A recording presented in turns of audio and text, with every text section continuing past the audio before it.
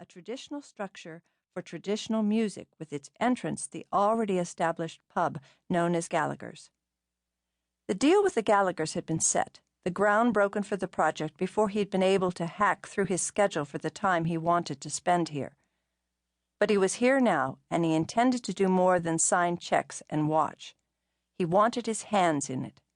A man could work up a good sweat even in May in such a temperate climate when he spent a morning hauling concrete.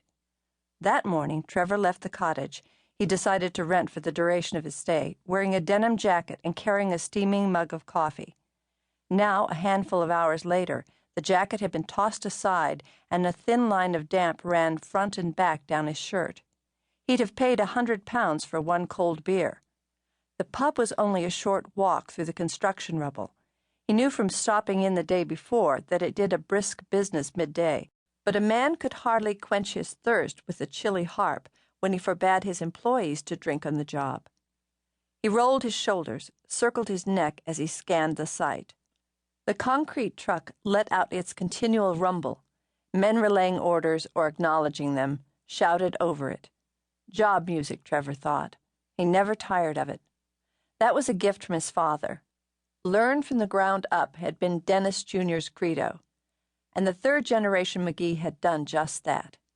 For more than 10 years, 15 if he counted the summers he'd sweated on construction sites, he'd learned just what went into the business of building, the backaches and blood and aching muscles.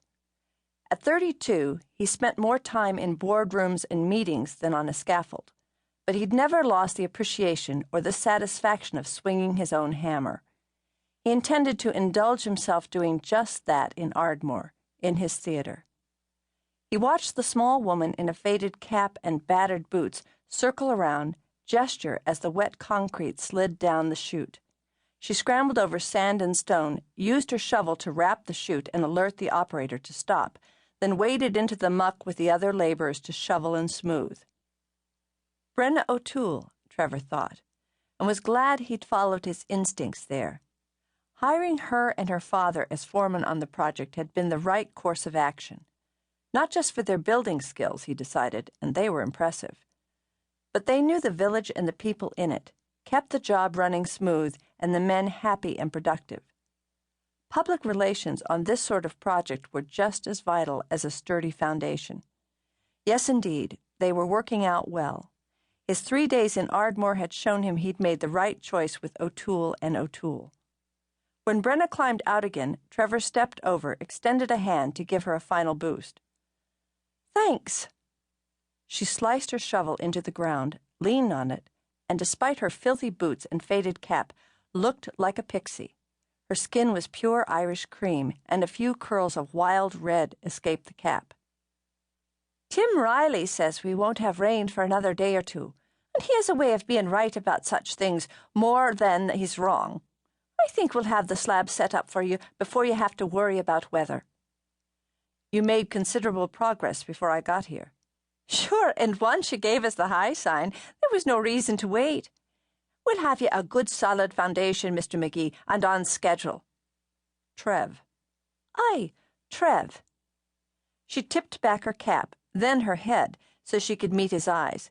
She figured him a good foot higher than her 5'2", even wearing her boots. "The men you sent along from America, they're a fine team." "As I hand-picked them, I agree." She thought his voice faintly aloof, but not unfriendly. "And do you never pick females, then?" He smiled slowly, so it seemed humor just moseyed over his face until it reached eyes the color of turf smoke. "I do indeed, and as often as possible, both on and off the job. I've put one of my best carpenters on this project. She'll be here next week." "It's good to know my cousin Brian wasn't wrong in that area. He said you hired by skill and not gender. It's a good morning's work here," she added, nodding to the site. "That noisy bastard of a truck will be our constant companion for a while yet. Darcy'll be back from her holiday tomorrow, and I can tell you she'll bitch our ears off about the din." "It's a good noise, building." "I've always thought the same." They stood a moment in perfect accord while the truck vomited out the last yard of concrete.